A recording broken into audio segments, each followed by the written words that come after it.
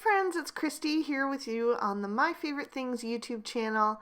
Today I'm going to be making a card using the Sweetest Safari set 1 and 2 from Stacy Yakala. So I have stamped out my images in extreme black hybrid ink on some Spectrum Noir Ultra Smooth Premium White cardstock, and I'll be coloring with my Copic markers. I'm going to begin with the zebra, and for her I'm going to use T0 and T1 to color the white parts of her body. I'm going to leave her mostly white, but I want to have a little bit of shading on there just to really lift her off the page, make her look a little bit more three-dimensional. So I used the T1 first to lay in a little bit of shadow, and then I'm blending that out with the T0 and just letting that fade into the white. Then for her stripes, I'm going to use T3, T5, and T7.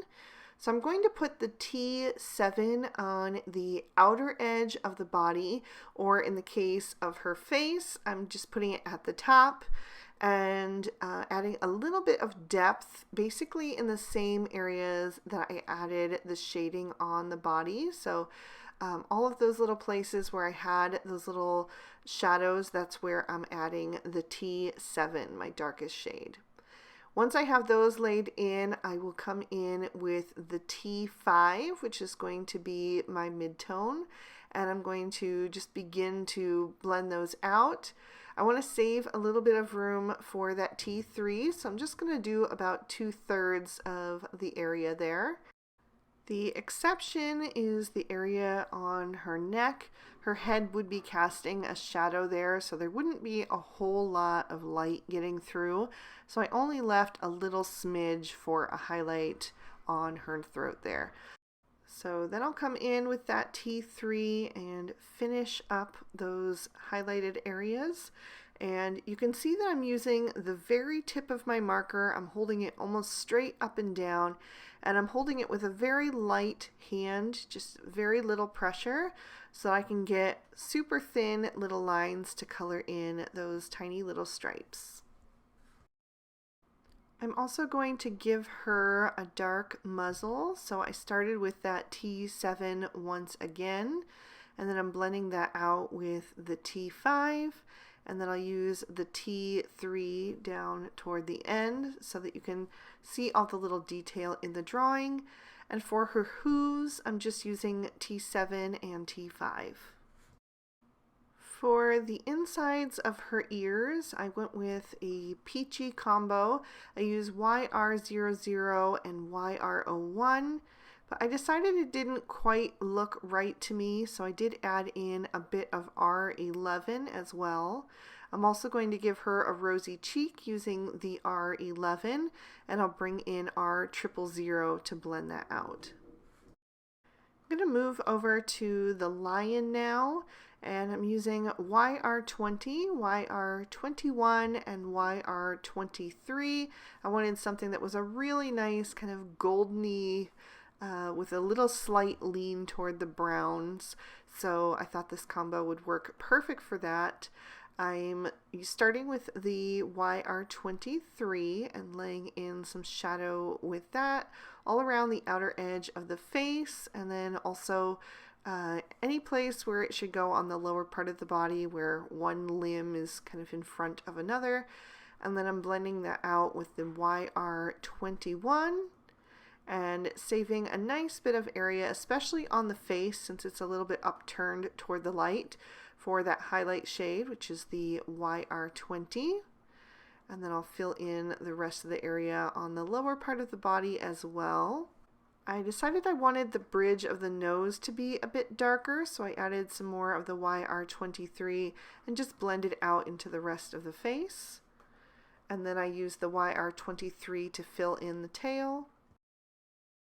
With his rosy cheeks, I went slightly darker with R11 and R20 so that it would show up against his darker fur. For his mane and the tip of his tail, I went with E25, E27, and E29. These are browns that have a lot of rich color in them. They almost have a little bit of a yellowy red undertone, so I thought that would go really well with the coloring I've already done.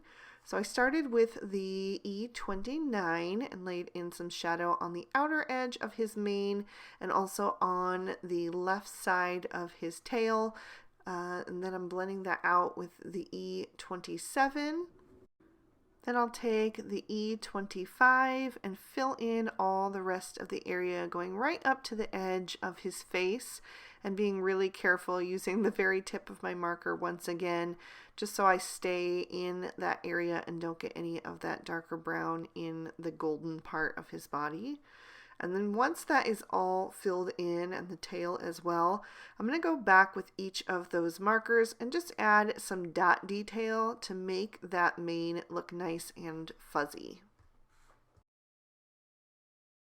So for the tree, I took away the E29 and added in the E23, and that is so that the tree can be a slightly different color than the lion's mane and tail, but still very much in the same tones. So I'm using the E27 as my darkest for that, doing some little shadows up under the canopy and also down the right hand side of the tree. And then I'm blending that out with the E25 and using that E23 for the highlight to fill in the left side of the tree and a few more of those branches. For the top of the tree, I'm going to start with YG23, YG25, and YG67. I'm going to fill in the whole top of the tree with the YG23 first and just get kind of like a base color on there. I wanted something that would be really vibrant and kind of like the new leaf green. So that's why I went with YG23 for that undertone. And then I'll come in with my darkest shade, the YG67, and I'm going to add a few little scribbles here and there to kind of indicate different leaves and foliage. I'll also add some with the YG25, just building on that and layering those colors together. And to create even more depth, I'm going to come in with a really dark color, the G99, and add a bit with that as well. And then I'll work my way back down in the reverse just to blend everything out. And it doesn't look great at first when those colors are really wet, but as they start to dry back and meld together, I think it really just adds to the effect of a tree. For the prairie grasses, I'm going to start with G99 and color in kind of the bottom half of those little stalks. I'm going to do that on both the larger and the smaller one. I wanted them to be the same type of grasses since they look pretty much the same. And then I'm going to use the YG25 to blend those out so that it will also match the tree but not be exact. So just filling those in, and then once the coloring is finished, I'm going to trim these images out with their matching dies. For my focal panel, I've die cut a piece of craft cardstock with the Slimline double-stitched rectangle stacks, and then I'm taking some of the leaf images from these two stamp sets, and I'm stamping them all over that panel in a dark brown ink. So I will continue doing that until the entire panel is full. Then I'll set that aside while I stamp on the inside of my card base, which is made using another piece of craft cardstock. And on the inside, I'm stamping out the adorable elephant and the small grasses and the sentiment that says, "Never stop being you." So I stamped that down twice to make sure that I had a really good impression. I just absolutely love his sweet little smile. So then I took the Slimline stitched circle trio and die cut that out of my stamped craft focal panel. And then I also took the Slimline Grassy Hills and die cut that out of some sour apple cardstock, and I also trimmed down a piece of snow cone cardstock. So I'm going to glue the grassy border down to the snow cone piece, which is going to be the sky. And then I've added some foam tape to the back of that focal panel. So I'll peel off those release papers, and then I'm going to line that up over the background. And once I have it nice and straight, I'll just press that down to adhere it.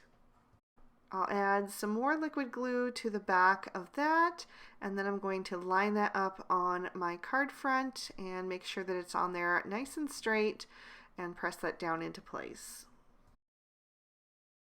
Then I'll bring in my images and begin to stage the little scene here.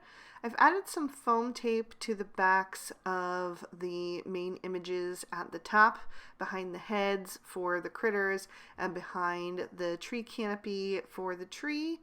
So I can have their heads be the same level as the focal panel, but their bodies are going to be nestled inside that window using some liquid glue. So I tucked the small grasses behind the zebra and then tucked her into that window as well. And then for the lion, I'm going to use the taller grasses. I'll put that over on the far left, and then the lion is going to go right in front of that, just nestled into that little window. And lastly, I'm going to adhere the tree in the center. So I'll just add that so that the canopy is sticking out a little bit on the top of that window. And then to finish off the card, I stamped out "Have a Wild Birthday" and die cut that with one of the Essential Stitched sentiment strips. I added some foam tape to the center and a little bit of liquid glue to either end where it's going to overlap the focal panel, and layered that right over top of the tree. And that is going to complete my card for today. I hope you guys have enjoyed the August edition of Christy Gets Crafty with my favorite things.